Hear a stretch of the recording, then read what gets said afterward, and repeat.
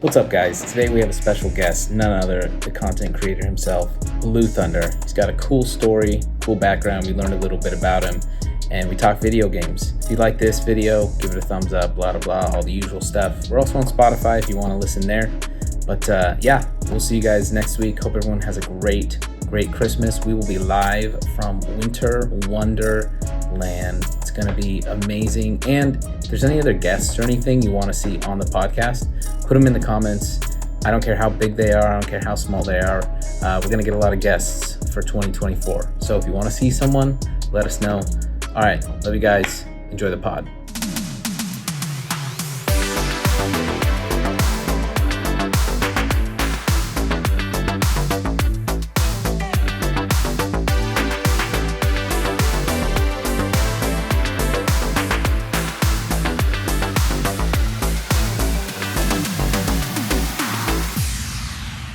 In the blue corner, wearing black, officially weighing in with 768,000 followers across all platforms in only 3 years.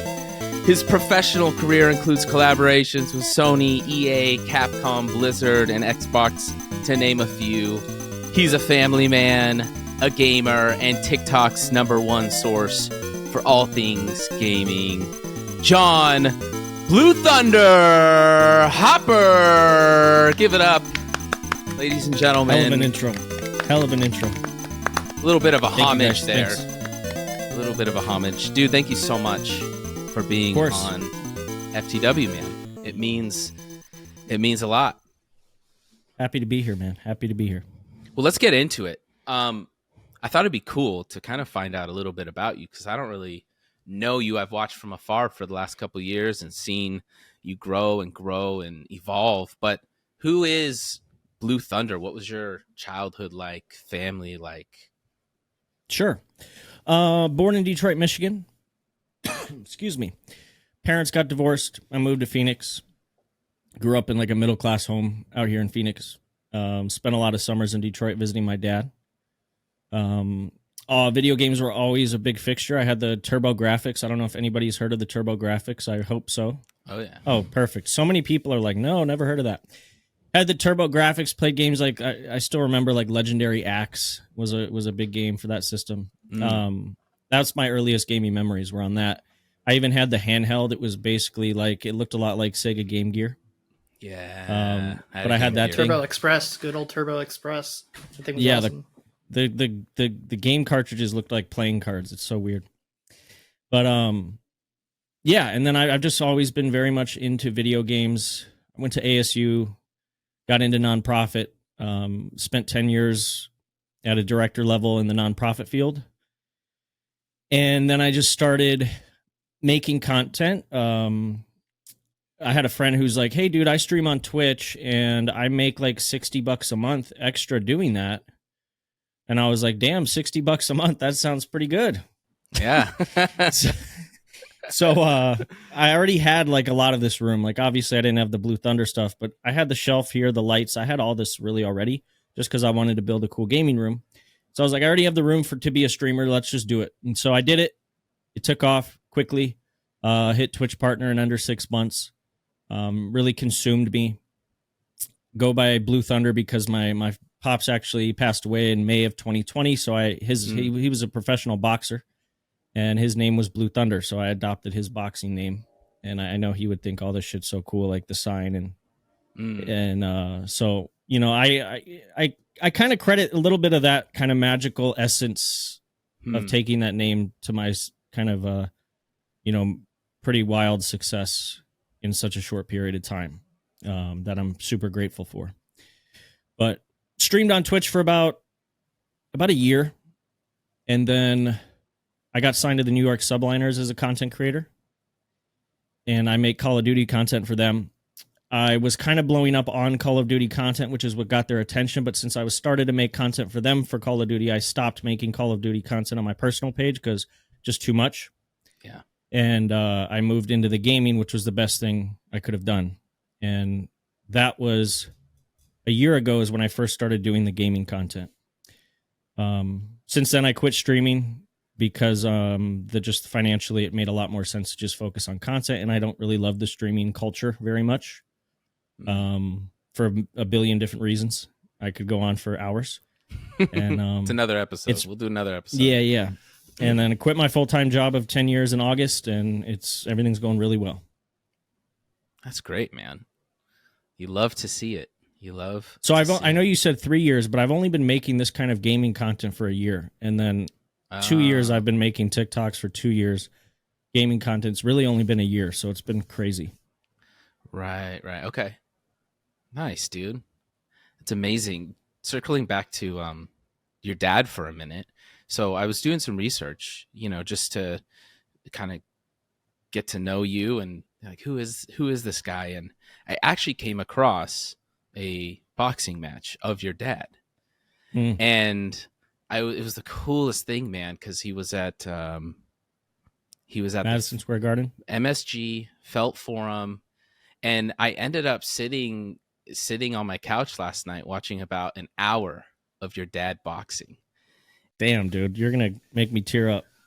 I'm not trying to, No, but this is what stuck out to me, and I want to get your thoughts on this because I think the name is sick. I think the origin is really awesome. And I was watching him box, and this is what stood out to me. One, he was like totally fearless. So the way he just like approached his opponent, it was the Chris Reed match. And he just he was just like not even bothered by this guy. And super gritty, right? 10 rounds. Both matches I watched, he went 10 rounds. And what really stuck out to me the most was he's a total underdog. The people in New York were just like totally rooting against him. Like they're like, Vince was his name, right? I want to get that right.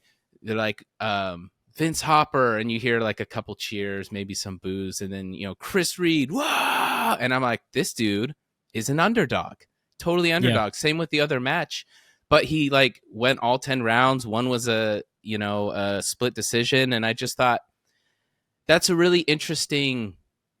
Like it's interesting that he is just this fearless, gritty underdog and just went out there and did his thing. And even in the interview, they're like, "What's your plan?" And he's like, "To go out there and win." And my question for you is like in your own life and in this content creation journey, how much of like that spirit, right, of that gritty, fearless underdog that your dad had, do you see that like in your own journey outworking now that you're like, oh my gosh, like I am so much like my father in this way? Do you see that a lot, or was that more of a him thing? No, I mean 100%. I feel like I have like self-esteem issues that I balance by trying to be like the best at anything I get involved in. So if I can be the best and I can blow up on and take this content thing crazy, especially when like my real life friends laughed at it and just thought it was such a silly idea when I said I want to do this as a career, that motivates me to just really be the best. And I'm never kind of ever happy with where I'm at, which is a blessing and a curse, like I'm never satisfied or, so 100%. 100%. That's a funny parallel. I appreciate that story a lot, dude. Yeah, no, it was sick watching him do his thing in 10 rounds, and the other dude was tapped. Like Chris Reed was tapped. Your dad was like, "All right, like I'm pretty good." You could tell his cardio was on point. He always used to say growing up, because I think that match was a draw, right? Yeah. He always used to say, "I'll make him bleed and plead like Chris Reed." Yeah, because he had two cuts. Chris Reed got a cut here and a cut here. He had him just bleeding. And my favorite part of the match was like, I don't know, round 5, he had him like cut here. Or no, it was the first cut like on the left eye. And they patch him up in between rounds. And like immediately Chris Reed come out, start of the round 6. Your dad just jabs the eye. Boom. And the announcer's like, all right, well, there goes the eye again. Just like he just went for the bleeding eye just straight away. Boom. I want to take you back for a second. It's December 30th, 2021. and you are taking a video of your game room there that I think you're maybe in right now. And you got your PS5 and your 3 monitors and your webcam, and you say, after many years, my gaming setup is complete. Time to stream on Twitch. What was life like for you in that moment? And did you see back then in December 2021 the future that you're living in now with, hundreds of thousands of followers and brand deals and content and things, great momentum moving in your direction? No, and I'm really glad you didn't bring up the sympathy TikTok I posted. Oh no, like I didn't right even see before it. that or right after that. It got me like 400 Twitch followers, and I thought I was famous. Yes. I felt you've seen those dang TikToks, right? No one follows me. I stream to nobody. Yeah. That's exactly what it was. Early on, I made some mistakes, but anyways, no, man, that was when I just was like really happy with my setup and just couldn't wait to get a couple people watching me play video games just like anybody. Sure. Yeah, that was all that was. Yeah, those early days were magical, man. That feeling of having like just one other person jump in was so cool. Yeah, it was crazy. But then once like I had my first person who came in and like dropped 25 subs. And that's when I saw the potential, and that's when I was like, okay, I'm going full-fledged with this thing. I still remember it. It was on Rebirth Island. I was dropping off a prison, and this dude just drops 25 subs. It was a crazy moment. That's so sick. Your streams were always so interactive and super fun, and you could tell you were just like putting so much time and energy and effort to make them an experience for people. Yeah, that's also why I stopped, because it's just too much, and I can't be like half in on something. Yeah. Did you I'm feel sure you guys like can all relate to that doing this podcast? Like if you're not fully committed to something, it doesn't feel worth your time. Yeah. 100%. Switching gears, the stream event you did with Dane Cook. What's the story behind that? And how did that, what's the story? Yeah, another crazy thing. So I was looking at his TikTok, and he had he was following like 60 people. And I went to follow him, and it said follow back. And I was like, wait, what? Nice. So I looked at his follower list, and I'm like, dude, this guy's following 60 people, and I'm one of them. That's crazy. So I DM, and I'm not just saying this because I'm friends with Dane Cook. I literally did grow up on his stuff, like Harmful of Swallowed. I'm sure. How old are you guys? We're in our 30s. 30. Yeah, we'll just say we're in our 30s. Okay. Yeah, I'm 34. So like Harmful of Swallowed, that was my introduction to comedy, man. Vicious Circle, all that stuff I was just absolutely obsessed. So I DM him, let him know, hey man, saw you were following. I'm a big fan. That that's pretty much it. And he responded, and we got to talking, and then we chopped it up a few times about just like kind of gaming, and he was looking to start streaming.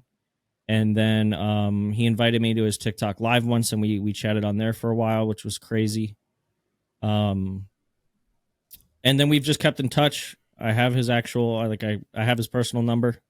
We keep in touch. We chat, and cool. He invited me to his show he had in Phoenix. I think it was last month, and had me backstage, and we kicked it for a little while and talked, and it was cool, man. And he's still it was a big theater. The entire theater was sold out, so it's cool to still see him be able to pull those numbers this long into the game. Yeah, that's crazy. Yeah. That's crazy. Yeah, I remember my buddy had his CD, and I don't remember which one it was, but literally every time we were in the car, just put on the Dane Cook CD, and we would just laugh our heads off and listen to it all the time. He had a chokehold like on that generation for like stand-up 100%. comedy. And I think it's easy to look back now and be like, oh, some of it's like, we use the word cringy, or it's like not as funny, but it's like, no, like he had his like hand on the pulse of what was funny for a very long time. And it was, it is freaking, he's one of the OGs, man, for sure. Yep. One of the, sure. I mean, second guy to ever sell out Madison, second comedian to ever sell out Madison Square Garden. He has some crazy highest selling comedy album of all time, like number 2, I think. It's pretty crazy. Wild. That's crazy. Starfield showcase this past June. I saw a picture on X where you went to a private event and you met head of Xbox, Phil Spencer. I'm just curious because we talk about Xbox news every week here, and I'm curious, what was that conversation with Phil like? How did that come about? Give us some insight into who is P3, man, because I don't, we're a few years off from actually having him on the podcast. So, how was that? How did that come about? What was your conversation with Phil? Sure, yeah. So I went to the Xbox Mixer, which is like a private kind of cocktail party before some of their bigger events. I just went to the one in Game Award before the Game Awards as well. I thought they shut Mixer down. Yeah. So many people bring that up.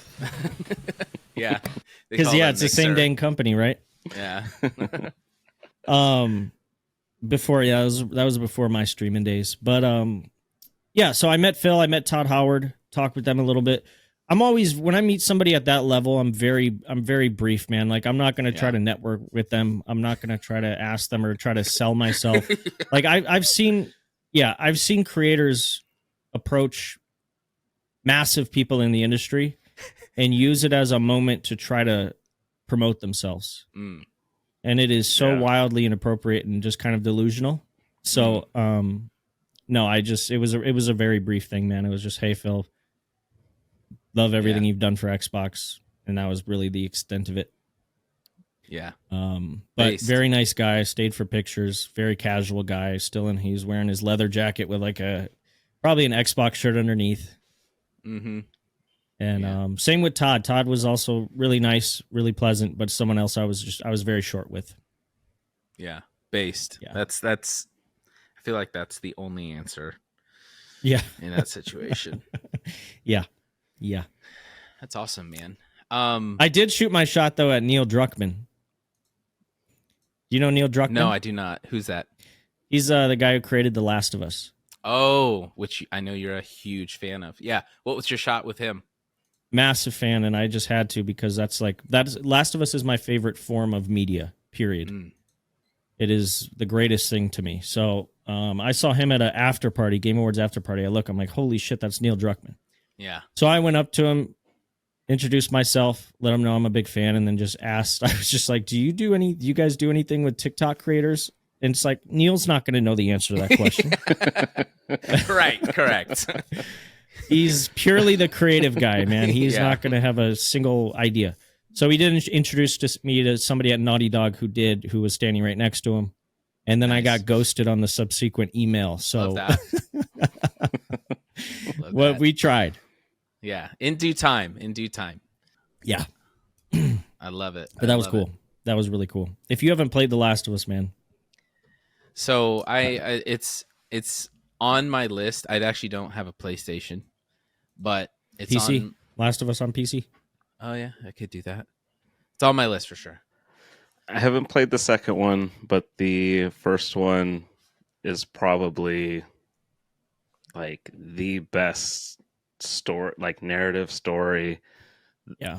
I love the ending of the game so much. Yeah. Like whenever I watch movies or play games, I want them to like take a risk like that with an ending, and so few ever actually do. But to me, that's perfect. Did you have? I couldn't agree more. Did you have number 2 spoiled for you? I had some of the bigger things that kind of happened earlier in the game spoiled for me. So that kind of like pushed me off a little bit. I was like, oh, I don't have that urge to play it right away. So I haven't played 2 yet. Dude, I had that spoiled for me on Twitter before I could play the game, like before the game even came out. Because I don't know if you all remember, Naughty Dog got hacked, and the entire, every cutscene from that game got leaked. And so there's something big that happens, and someone just posted an image of it happening with all caps, blah, blah, blah, blah, blah. It was completely unavoidable, and I was so upset. Oh, gee. Yeah. But you mentioned taking risks. even outside of that, which is obviously a huge risk, 2 takes some massive risk, man, with what they make you do in that game. I highly encourage you to jump in. Yeah, I know enough about it to know the brutality of it all gets ramped up quite a bit compared to the first one. Yeah. Oof! Now you're making me want to play, man. I want to play video games right now. Dude, so good.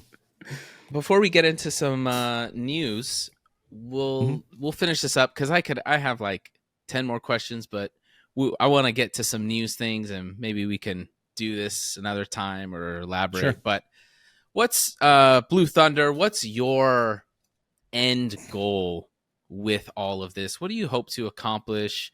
Where do you hope to be? I don't know, 10 years, from now. What are you looking at down the line? You say, my family and me, like, this is what I want to have to give and leave. Like, where's your head at with this content stuff? Because it's endless. You could go any direction, do anything. Where's your head at? Yeah, that's a good question. A good friend of mine who's also in content, who happens to live here, so we meet for coffee pretty often, asked me about that. And I didn't really have an answer for him. And I think the reason for that is everything's just been like progressing and moving so quickly that I haven't had really time to adjust and assess what's next. And I always say this all with the most humility. It's just the facts of the matter. Like, I wanted to work. There was a list of brands I wanted to work with, list of games I wanted to work with. And I've worked with all of them in less than a year. Bethesda, Capcom, EA, Ubisoft, everybody. So that was really my goal. I wanted to work with some of these studios, and I've done it. So I know there needs to be a next step. I can't just do making content like this isn't sustainable, especially if it's only short form that I depend on. So, of course, having a long-form YouTube channel would be a dream one day, but I've tried it, and it's so hard. It's very hard. Such a time sink. It's very hard. Very hard. Yep, preaching to the choir here. I put a lot of effort into some Starfield videos that just didn't do well. So that was kind of my defeating moment, at least for now. I'd love to start some sort of online platform that helps creators in some way. I think that would be the best long-form or long-term play for long-term sustainable income. But I don't know, man. I'm still trying to figure it out. That's fair. Okay, we're going to do a rapid-fire round, and then we're going to get into some news. So I'm going to shoot quick questions your way, and you can give one-word, couple-word answers to them. First thing that comes to your mind. Cool? Awesome. Yep. All right, here we go. Dream streamer content creator collab. Dr. Disrespect. Starfield or Fallout? Oh my god. Fallout. Favorite game of 2023? Ooh. Favorite game of 2023 would probably be Spider-Man 2 or Alan Wake 2. Most disappointing game of 2023? The Day Before. No, that doesn't count because that game I knew was bullshit. Most disappointing game, I would say Starfield, but I still think that game is phenomenal. Fair enough. I'll leave it at that.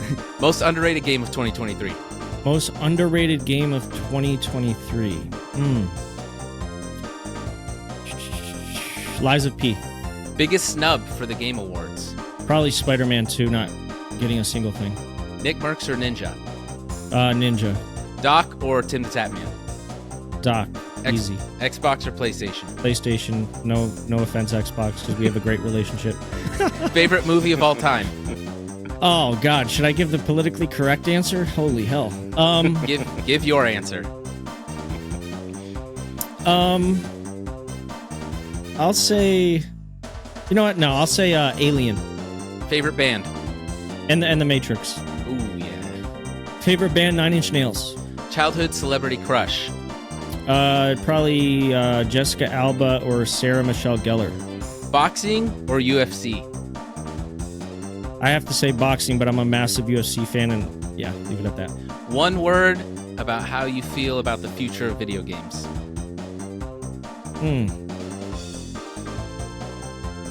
Excited. I'll keep it simple.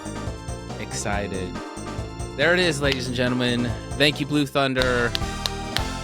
Appreciate you. Let's get into some news, because this was a massive week in gaming. Like, I was putting together a run sheet. Normally we get it down to 10 things, and this is like 16 or 17. Sony owned Insomniac Games. Future plans leaked online by hackers. More than 1.3 million files, including like videos of gameplay of Wolverine, Spider-Man 3, and devs' personal info. People were quick to point out that there's a little bit of a double standard in some journalists who covered all the previous leaks, but then now it seems like because there's a PlayStation leak, they don't want to cover it and don't want to talk about it. What do you guys think about this? Is 2023 has been like the year of leaks, it feels like. What do you guys think about all this massive leak that's dropped? Blue, I'll go to you first. Okay.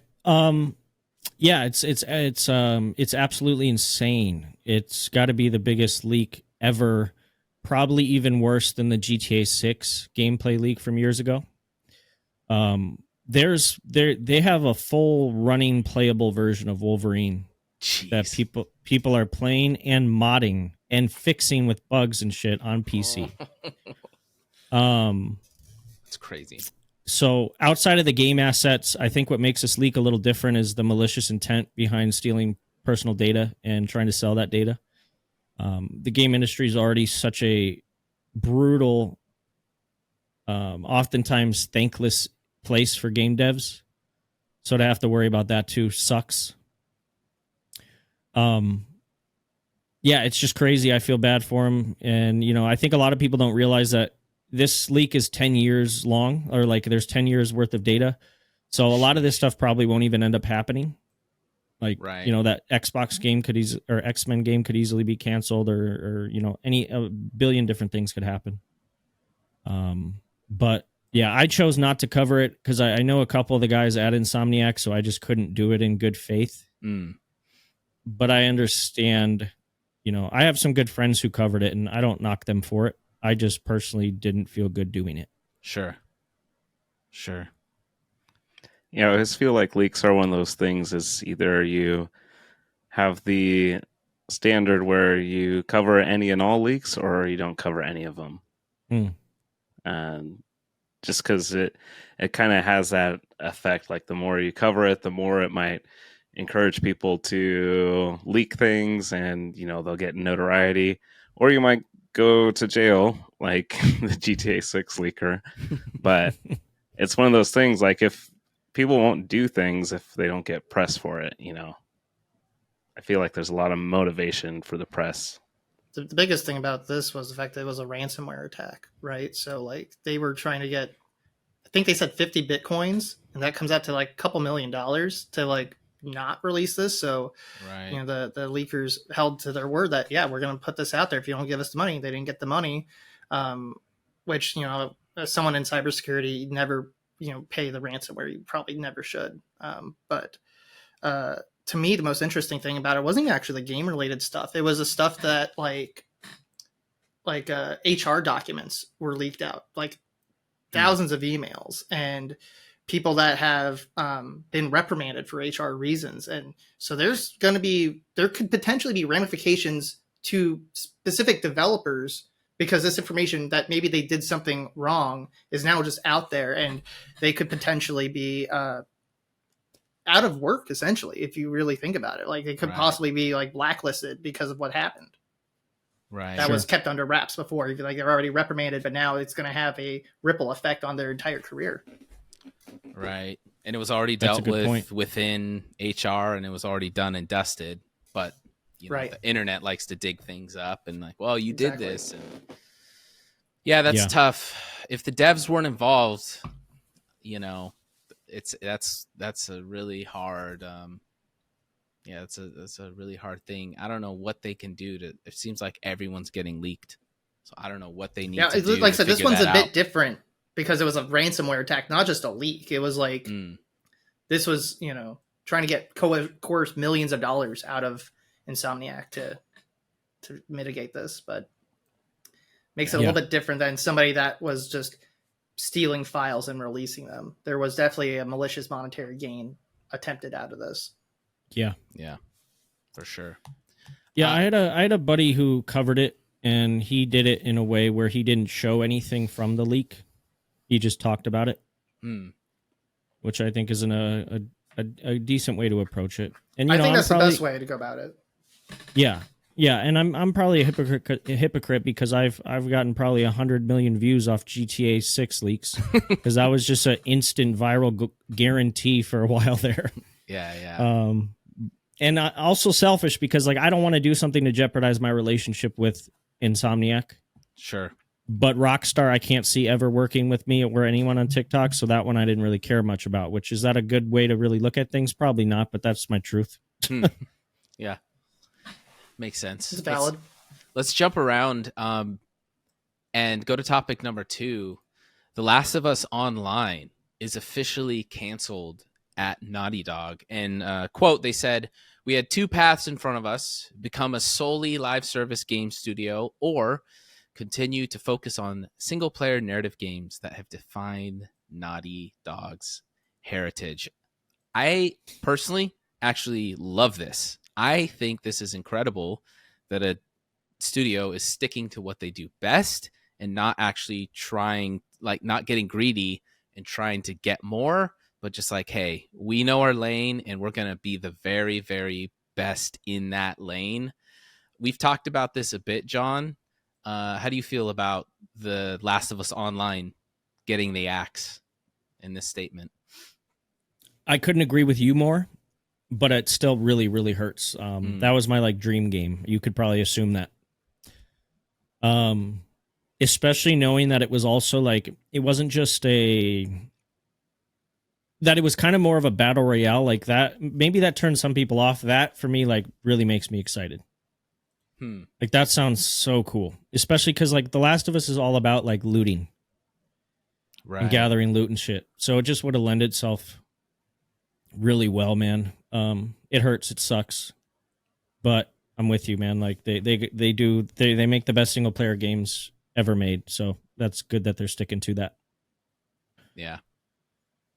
Did you hear that Bungie played a role in that at all? Did you hear about that stuff? No. What did Bungie do? There was Bungie came in and were like consultants since they have their live service Destiny game. Mm-hmm. They came in and consulted on like Sony's behalf to talk to Naughty Dog and help them with creating a live service game. And they said that the game wasn't sustainable for the long term. And that came out like 6 months ago, but rumblings were that they were still trying. And yeah, that's tough. Live service is a whole nother thing. John, Henry, you guys got any thoughts on this? I think it's good to see a developer.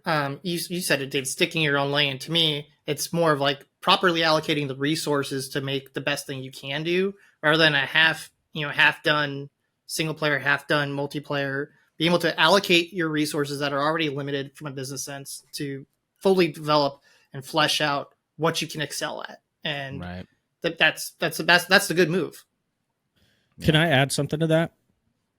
Yeah, of course.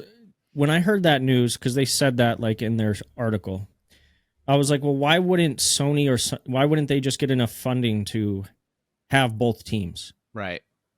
Instead of having to split the one team, and then we get everything we want. I wondered why, but I'm sure there's bigger reasons we don't understand. Yeah, that's kind of like the ex-Rockstar developer saying that Rockstar didn't have the resources to put GTA 6 on PC at launch, and it's just like, wait, really? Like they can't get a PC port of that like ready for launch? Like that's not a thing. They don't have the team or people to do that. Okay, that's do you really think it's weird. a manpower issue? Sorry, Henry. Do you think it's a manpower issue and not a money issue? It could be. I would think it would have to be, because it certainly couldn't be a money issue. Yeah. Like GTA Online is just the the cash cow of all cash cows. But I mean, I think it's kind of both, right? Like you would need to have, an a team like list of developers to be able to pull it off to the level that you would want it at. And so it becomes a manpower as well as a talent pool issue.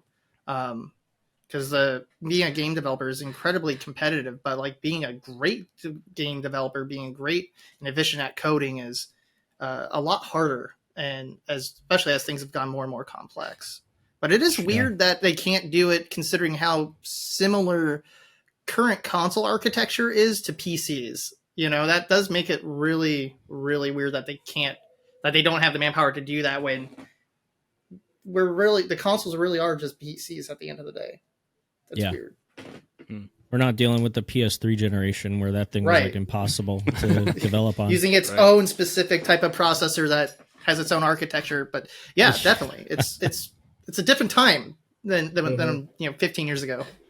Mm-hmm. It is a different time because a new report shows that the PS5 has outsold the Xbox Series X and S 3-1 in 2023. The PlayStation 5 has now sold over 50 million units and is on track to outsell the record-breaking PS4, Sony has said. It's Sony's world and we're all just living in it, huh? Yeah, is that worldwide or is that US sales? Worldwide, I'm pretty sure. Okay. It's kind of interesting to just like wonder where this kind of started, because like Xbox 360 was on top. Mm-hmm. And then things changed with the Xbox One. And I think just their inability to deliver like exclusives that were on par with what Sony was doing. I think Sony's focus on Call of Duty also played a major role in that. Like they had all those like weird timed exclusives for a while now. Mm-hmm. Yeah. And those, I mean, most people play Call of Duty on a PlayStation. Yeah. So they call it the Call of Duty machine. Yeah. You remember that stat? It was like 1 million PS5 owners have only played Call of Duty. Oh my gosh. That's crazy. Wow. That's crazy. Henry? Were you going to say something, Henry? Oh, I was going to say that like when we look at worldwide sales, it always skews just because Japan, and if you really want to compare Xbox to PlayStation, to me it's really important to look at like American and European sales more specifically than worldwide, just because Japan has always favored Japanese brands over American consoles over all of history, and so like Microsoft's always had an uphill battle in that country for the last 20 something years. So I'd be really curious to see what it is in US sales specifically. Because like even if we look at the PS3, Xbox 360 era, we all remember the Xbox 360 like annihilating the PS3, but worldwide sales, the PlayStation 3 still outsold it. But US sales, the Xbox 360 outsold. And so it's a really interesting dichotomy that needs a closer look to really make a good call. Yeah. A little bit of sad news. We usually don't cover sad news, but this one meant something to me because I love the Max Payne games. I grew up playing those. But James McCaffrey, the voice behind Max Payne, Director Trench, Alex Casey from Remedy Games, has passed away at the age of 65 after battling cancer. And Remedy addressed it in a post on X, and they said, "We're deeply saddened to hear about the passing of our beloved friend and collaborator, James McCaffrey. The iconic voice of Max Payne, Alex Casey, his remarkable talent not only gave life to our characters, but also left an enduring impact on our community. Our hearts go out to his family in this time of loss." Blue Thunder, what does this mean to you? You highlighted this on our run sheet, something that you were thinking about. Yeah, I love the Max Payne games, man. I'm happy to hear you've played those, and because a lot of people I talk to haven't, but I think I just talked to a younger crowd. Yeah, they're the best, dude. And it's such an iconic. His voice is so iconic, and they're making a remake of 1 and 2, in one package. Which, my God, I'm so excited for that after seeing what they did with Alan Wake 2. So it sucks. I don't know if they're gonna do. I wonder if they're gonna pull some AI voice stuff, which they probably won't. But that's the first thing that crossed my mind because it's just such an iconic voice, you know. Yeah. But prayers out, love out to his family, and you know that's not a good way to go. Sure. So shout out to him for providing us with one of the most iconic characters in gaming for sure. Easily. Iconic. Yeah. I can hear his voice now. It's just, yeah. What's your favorite out of the 1, 2, and 3? What would you say? Probably 2. 2 was like a big step up graphically.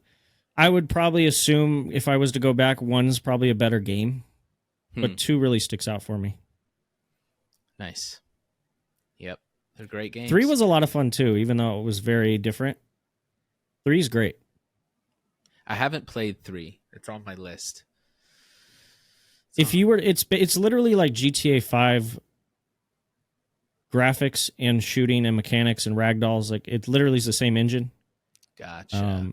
And it feels so much like it. It came out right before GTA 5, and so just kind of imagine that. Gotcha. Yeah.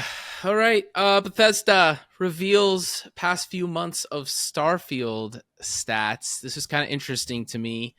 13 million players, 22,284,331 days played, 26,027,000 hours building ships. And this stat, which was the most interesting, 40 hours average playtime per player. We're kind of split, Blue Thunder. I don't know how many episodes you've seen or watched. We're a little bit split on this podcast. Like, I think the gaming community is probably a little bit split. There's some of us who think Starfield is great and awesome, and we love it. And then there's some of us who think it's, to put it nicely, boring. And, you know, you obviously... And where do you fall on that side? Well, I'm not working. I have not worked with Microsoft or Starfield or Bethesda or done any promotions or anything. So I would probably fall more on the boring side after just like playing it over and over and trying to figure out what the heck is going on. Now, I'm curious. You look at these stats. You were obviously, and you don't have to say, you don't need to get in trouble or anything. What are your thoughts? I can say anything I want. Perfect. So where are you at with, you see these numbers? Are you still playing Starfield? Do you fall, which camp do you maybe fall in? Where are you at with Starfield? Sure. Yeah, I play Starfield 24/7. No, I haven't touched it in months. When it first came out, my honest to God opinion of it was I was really, really, really blown away. Some of that could have been hype. Some of that could have been excitement of just, I had the game a month early. So it could have been that. But I don't know, man. Like the first 7 hours of that game are a drag. It was initial disappointment. But then once you get 7 to 8 hours in and you're starting to figure out these systems that are pretty complicated and the menus are cumbersome, and I didn't realize there wasn't the fast travel system and, no space, real true space travel, things like that. Once you get adjusted to all that, I think that game is very, very good. It's, in my opinion, I don't see how it's not just as good as a Fallout or Skyrim. I understand there's a lot of barren planets and things like that, but if you focus, I don't know. It already sounds like I'm trying to make excuses for the game. Yeah. I guess what's the big detractor? Like, why do people think it's so much worse than Fallout and Skyrim? That's what I would ask. John, so I don't want to give it away, but Henry falls on the side of he enjoys the game, he likes the game, it clicks for him, he's put a lot of hours in. John falls on the side of it's boring, and I am just bored, and I'm asking myself, why am I playing this? And I heard the best quote today is, video games should make you want to waste time, not waste your time. And Starfield for me felt like I was wasting my time. It didn't make me want to waste my time. So, was it you or David? Was it you or John that I was talking to, and they were saying the game was glitched, but they just weren't listening to the NPC telling them to put on their damn helmet? John, it had to be enter John. to enter an airlock. Like, it just glitched. It's not letting me do anything. It's like, you need to put on your helmet to go into space, buddy. Like, they told you to do that. Of the game. That's the first 2 minutes of the game. Yeah, that was my take. I didn't hear that dialogue, and so I'm just like standing there. In the like story-based waiting. game, just not listening to what they're telling you. That sounds like a personal problem to me. Like, just saying. Like, bro, when you get out of that airlock... I missed one audio cue, and there's no, like, subtitle or reminder to, like... I'm pretty sure it tells you in the top left corner to do it, too. Like... Dude, when you get out of that airlock and the ship lands in and you get into your first firefight, like, that was some magical stuff. See, like, I didn't follow the hype at all. Yeah, right? that was really cool when I did that in 2001 in Halo CE when I dropped out of the ship and got in a firefight on a beach. I enjoyed the game. I think the big detractor is that, yeah, there's a lot of barren planets. And to me, that adds a sense of isolation, which is what space is, right? You're supposed to feel very small because it's such a grandiose, like, large concept, which I think some people, it doesn't click for some people, they don't get it, or it's just not fun. And I get that part, that, yeah, it's a video game with a bunch of guns. Yeah, you want to shoot a bunch of shit and going on a bunch of planets where there's not a whole lot to shoot or do. To me, it adds to it, but I could definitely see how for a lot of people, that's not what they want out of a video game. And to me, that's the biggest issue, the difference between, like, Skyrim and Fallout versus Starfield. Because I didn't follow the hype at all. I downloaded just because it hit Game Pass, and I got sucked in. So to me, it's like a legitimate enjoyment. John, just to give you a background for me, I'll put it in PlayStation terms, but you know, I platinumed Fallout New Vegas, platinum Fallout 4, Fallout 3. I have 65 out of 69 trophies in Fallout 76, platinum Oblivion, Skyrim. It didn't like click for me. Like, I had always been more of a Fallout than an Elder Scrolls guy, just because I played Fallout 3 first, and going from like mini nukes and death claws to bows and arrows, like, it just it was too different and not as entertaining for me. But sure, I think the difference is,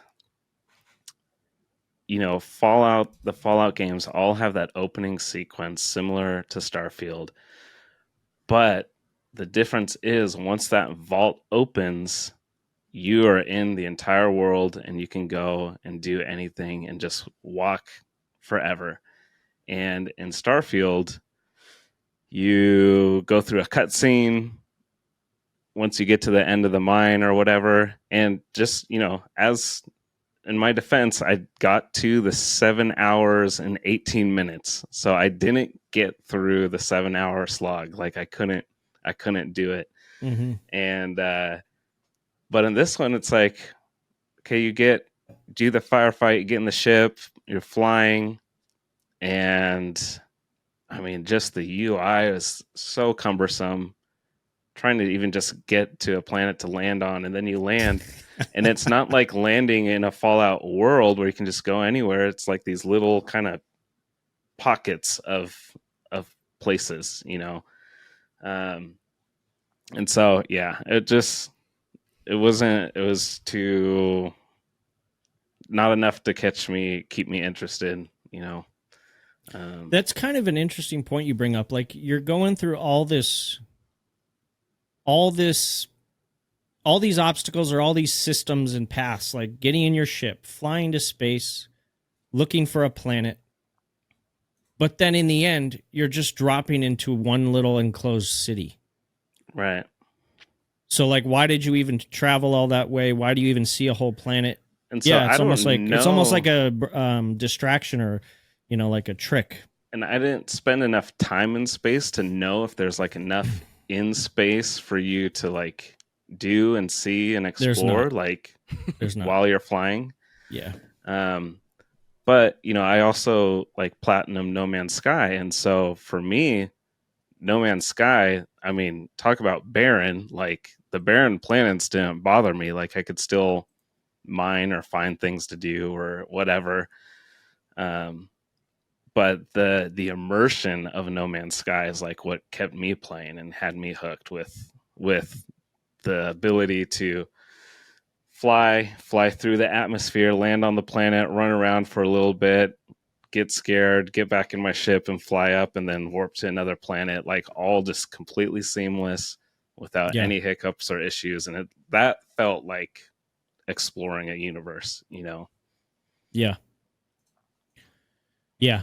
Which, obviously, like No Man's Sky graphically is and resource intensive is obviously can't be compared to Starfield, but maybe they were just too, they set their expectations too high or they aimed too high. And the solution was to put a bunch of cutscenes in and, all this stuff and restrict so much, which is unfortunate. Yeah. But no, I agree with everything you're saying, John. 100%. Continues to be a little bit of a controversial game. It's the debate rages on. Not really. He's almost kind of made me see the light a little bit. I'm not really disagreeing at all. No, what I'm saying it's is valid. Week, it's On this the last other week, side. This last week I started Baldur's Gate 3 and have just been completely blown away by it. Like, do you like turn-based games?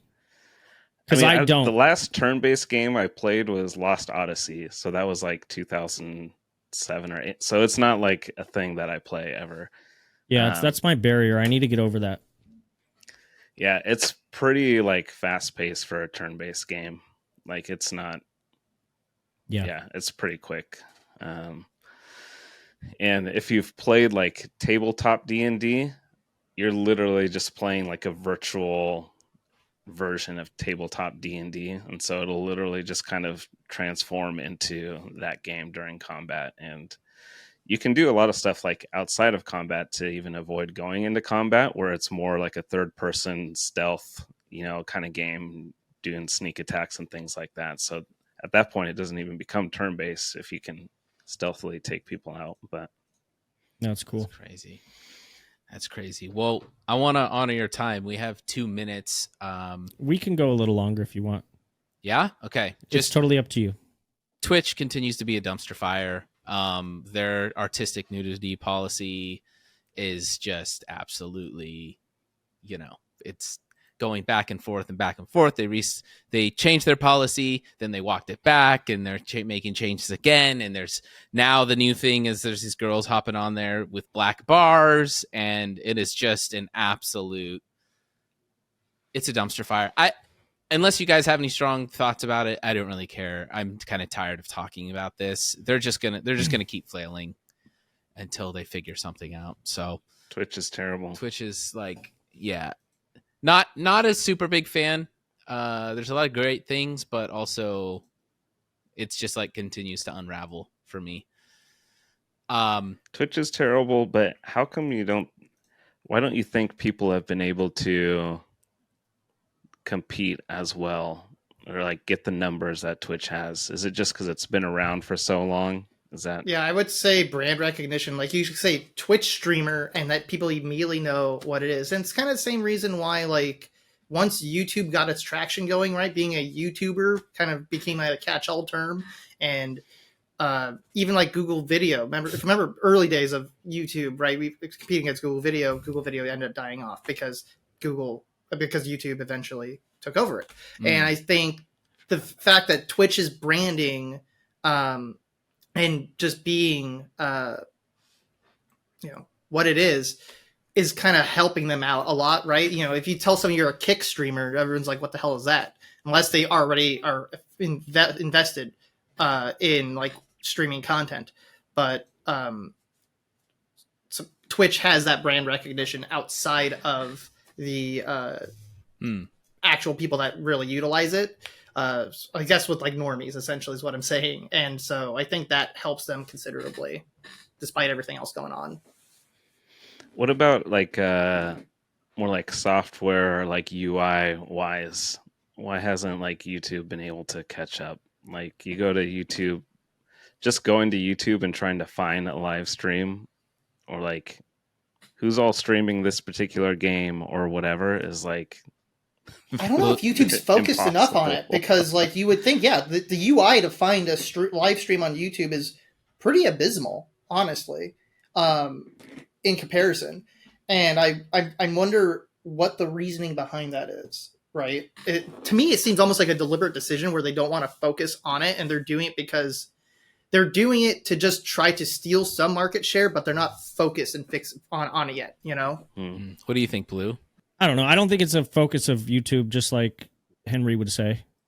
I also I'm kind of jaded because I also don't like Kick at all. And I think the Kick culture is like the most cringy thing in the world. So I don't know. Great. Yeah, it's not great. The only people watching Kick are other streamers. So everyone's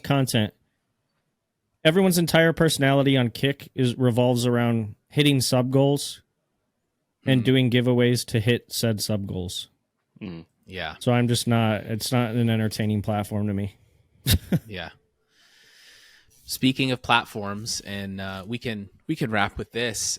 There's been a 343 survey that they've been feeding, emailing to Halo fans, which is really interesting. It's been going around, and basically the survey asked players if they would be interested in having the ability to play classic Halo multiplayer experiences in Halo Infinite with the same, maps, weapons, look, and feel, and essentially turning Halo into a platform, i.e. Roblox, i.e. Fortnite.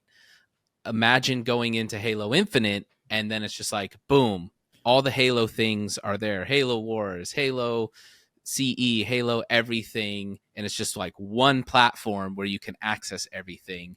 And people thought it was fake, but it's like, no, this is a real survey from 343. They are testing the waters to see if a platform like this is something that people want. What do you guys us three are big Halo fans, John, but what do you guys feel about this? I have mixed feelings.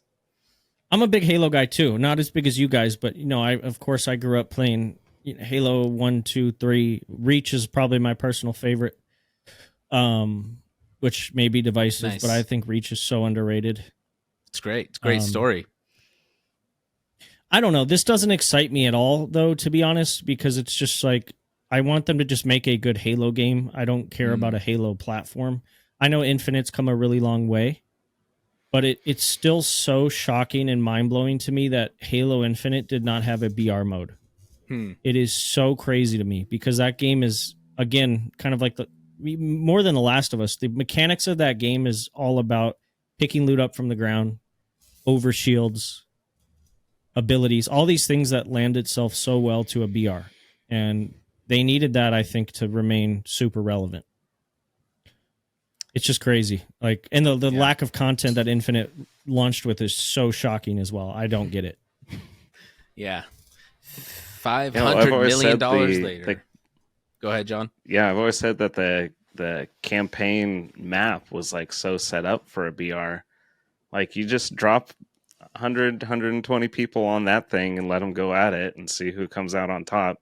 Yeah, There's huge sections of the map that are just completely empty with nothing there on release. And, now they're saying they're not even going to touch the campaign anymore. So it's like, yeah, I was surprised too. It's crazy to me. Yeah, they definitely had to have one in development, man. Like I talked to a guy at 343 at TwitchCon in like 2021 or something. He claimed he worked for 343. He had a 343 like diamond necklace thing. That's weird. And he said there was a BR coming out. I don't know if he really worked for them or not. Yeah, but he claimed there was one coming out like 2 years ago. So I mean, there was that one that was like allegedly in development. Like the code name was like Tatakana or something like that. Yes. By like a certain affinity. I believe it's a developer that was working alongside 343 for it. But that's been years now. Let's see. Like, is Is it even still actively being worked on? Who knows? I don't know. Yeah. I think Yeah, that's what I want. I want a 343 leak. I want to know everything. Yeah. Yeah. Tell me everything. And it's just like what shooter franchise from that era, or even any mainstream shooter franchise outside of like Valorant and Call of or Counter-Strike, hasn't gone the BR route? Gears of War, I don't think, right?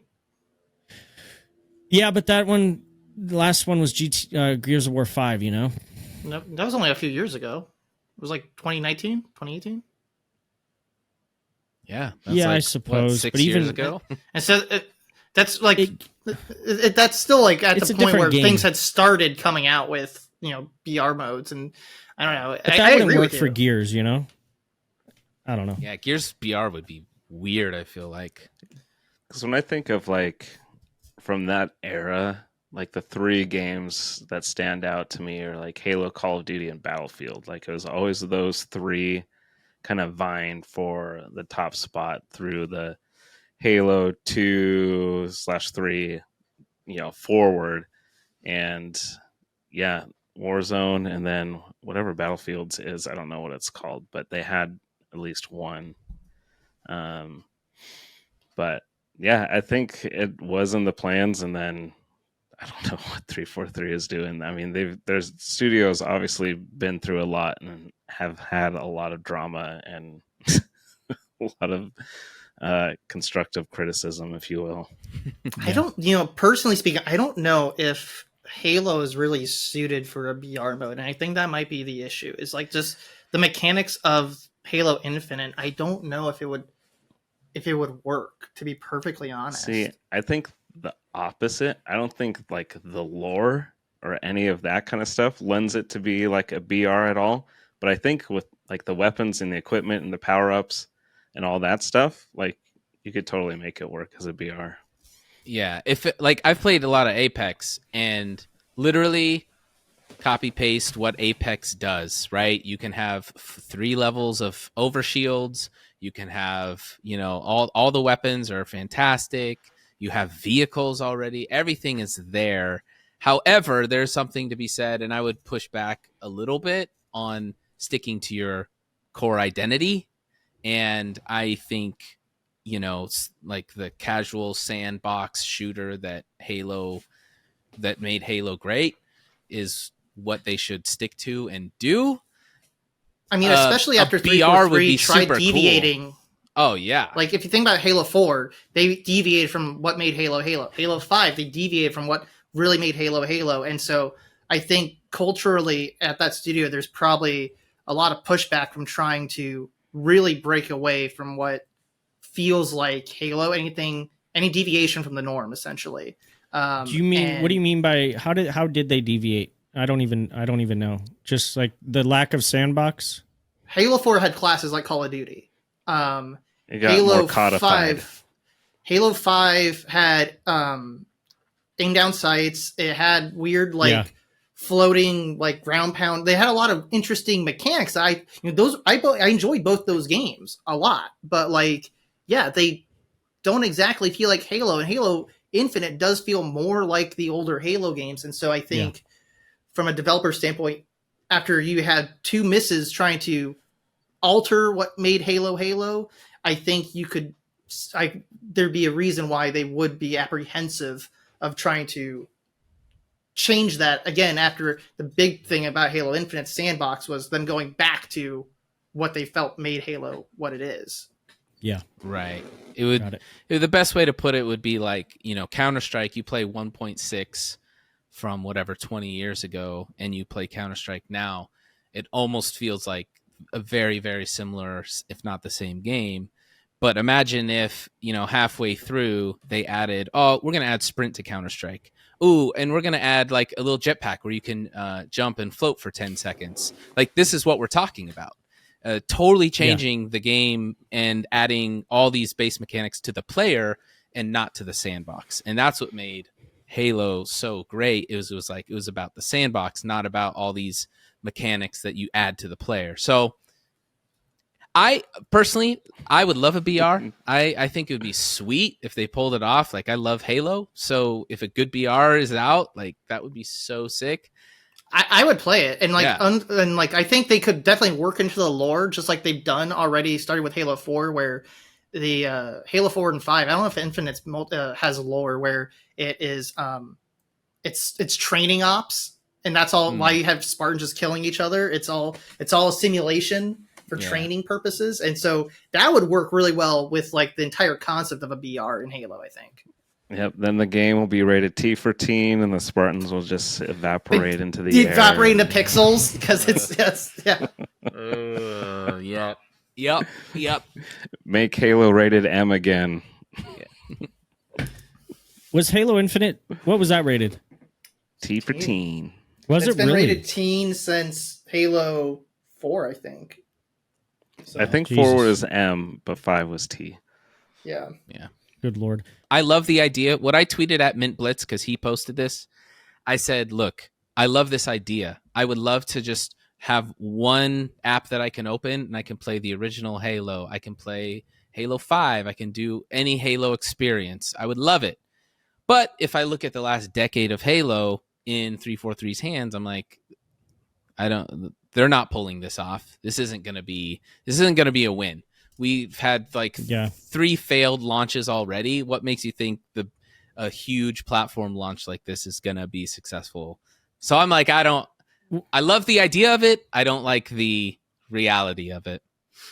Was the launch of 4 and 5 like pretty negative perception? 4, no, they launched well, and 5, I would say, is definitely has more. The thing was, 5 had more content within that first month than Infinite had within the first like season. It's But like, did people like them at They launch? got a lot of pushback though, because like 4 they codified. Yeah, But I think they were like well reviewed in media. Like I remember 4 getting like really good reviews, and the big thing was that people didn't like the campaign on either of them. That was especially on 5, and I agree that like I don't even remember them. It was so forgettable and bland. Yeah. If The Last of Us is like the gold standard, then Halo 4 and 5 is like gutter trash. I mean, it's... Because then if we even think about like with 343 with Master Chief Collection, which is essentially what we're talking about at this point, be Master Chief Collection 2.0. Right. You know? Right. And they outsourced every chunk of that to various different studios, and just too many cooks in the kitchen couldn't like duct tape their code together, and that game was just broken for like a year. Yeah. And that's being generous. Nope. Blue Thunder, thank you so much, man. Appreciate you coming on. FTW, excited for your future. Excited to see where you go. I think 1 million TikTok is definitely in your future, 2024. It's a snowball effect, man. I think there's a lot more, and I'm excited to see where you go. And we appreciate you coming on, man. Awesome, dude. This was a pleasure. A lot of fun just chatting games. The rapid fire was dope. And David, thanks again for that story and for taking the time to watch my pops fight. So that was really touching, man. I really appreciate that. Like, that was wild to me. So thank you. Absolutely. Henry, John, you guys as well. Thanks a lot, guys. This was great. Thanks for coming on. All right, that's the pod. GG's. GG's.